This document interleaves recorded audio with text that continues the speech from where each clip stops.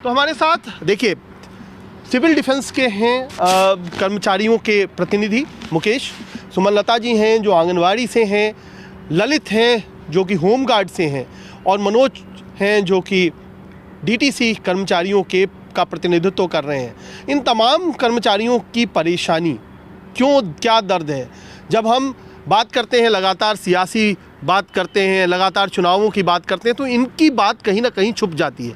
और आज मेरा मकसद यहाँ पर इस मंच पर इन सबको जगह देने का यही है कि आप इनकी कहानियों से रूबरू हो पाएँ, किस तरीके से, किन परेशानियों से, किस तरीके का हर रोज़ का दर्द है जो ये झेल रहे हैं। सिविल डिफेंस आपने देखा होगा, जब कोरोना था, मास्क नहीं लगाने पर चालान काटे जाते थे, तो सिविल डिफेंस के स्टाफ आपको मार्केट में, रेलवे स्टेशन पर, हर जगह जहाँ भी भीड़ भाड़ वाली जगह है वहाँ पर आपको दिखाई पड़ जाते थे। लेकिन अब जब कोरोना एक बार आशंका है कि दोबारा दस्तक देने वाली है, तब इन कर्मचारियों को सैलरी कई महीनों से नहीं मिली है। मुकेश से हम कहानी जानते हैं। मुकेश, जरा ये माइक थामिए और बताइए कि क्या आपकी कहानी है। मेरी कहानी सर ये है कि मैं बहुत परेशान हो चुका हूँ और मुझे हरासमेंट बहुत किया जा रहा है डीटीसी द्वारा।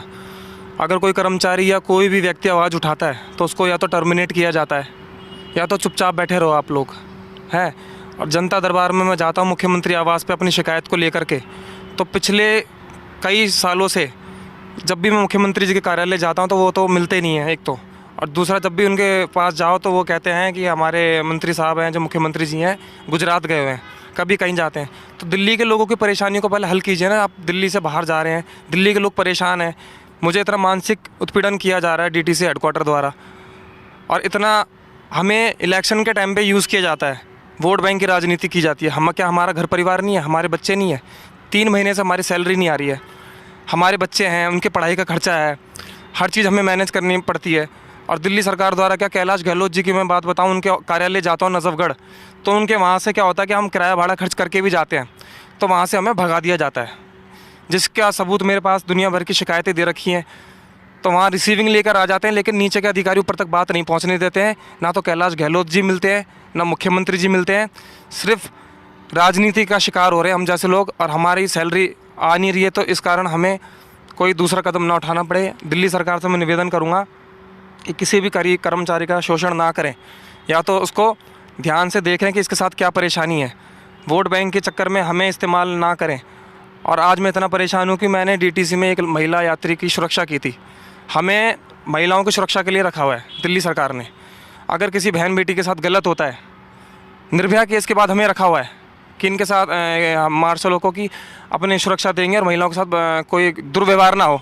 तो मैंने एक लेडीज़ को सीट दिलाई, महिला यात्री को, वो प्रेग्नेंट थी। अब महिला यात्री को सीट दिलाने का मुझे नतीजा ये मिला है कि उस महिला यात्री की सीट पर डीटीसी का कर्मचारी बैठा हुआ था दारू पी के सर। तो मैंने उनको सीट दिला दी महिला यात्री को, तो उन्होंने क्या करा, मुझे निकाल दिया डीटीसी ने अपने स्टाफ को बचाने के लिए। और मैंने कहा दिल्ली सरकार ने हमें रखा इसलिए ताकि किसी महिला के साथ दुर्व्यवहार ना हो, क्योंकि मेरी बहन होगी या मेरी माँ होगी तो मैं भी उनको सीट दिलाऊंगा सबसे पहले महिलाओं को, क्योंकि ओनली फॉर रिजर्व लेडीज़। तो ये चीज़ उन्होंने क्या सोचा कि इसने हमारे अधिकारी को उठाया लेडीज सीट पे से, तो उसको निकाल दो। तो आज मैं 3 महीने हो गए मुझे निकाल दिया है, और मैं दुनिया भर की चिट्ठी लेके जाता हूँ। तो डीटीसी हेडक्वार्टर में बैठे हैं बलबीर सिंह चौहान जो, और डीएसओ हैं इनका सुरक्षा मार्शल सेल में बैठे हैं योगेश जी। उनके द्वारा इतना प्रताड़ित किया जा रहा है कि मैं आत्महत्या कर लूँगा, क्योंकि मेरे बच्चे हैं मेरे पीछे, मेरा घर बाहर है और तनख्वाह नहीं आ रही है, जिससे मेरा घर का पालन पोषण नहीं हो पा रहा है। और मैं इतना परेशान हो चुका हूँ बहुत ज़्यादा। ये बात तो बड़ी अजीब सी है कि 3 महीने से सैलरी नहीं मिली है। सिविल डिफेंस के तमाम सारे कर्मचारियों को नहीं मिली है, सिर्फ आपको नहीं मिली है? तमाम कर्मचारियों को नहीं मिली है जो भी काम कर रहे हैं। होमगार्ड हो गए, डीटीसी के लोग हो गए, सिविल डिफेंस के लोग हो गए, हमारे साथ भेदभाव किया जाता है हर बार, और जो कोई आवाज़ उठाता है उसको अगले दिन निकाल दिया जाता है। ये बात है। और आपने बड़ी हिम्मत दिखाई है, और सही बात है कि मुकेश जैसे लोग जो निश्चित तौर पर उनको लग रहा होगा कि क्या आवाज़ उठाने के लिए उनको कहीं ना कहीं पनिशमेंट तो नहीं मिलेगा।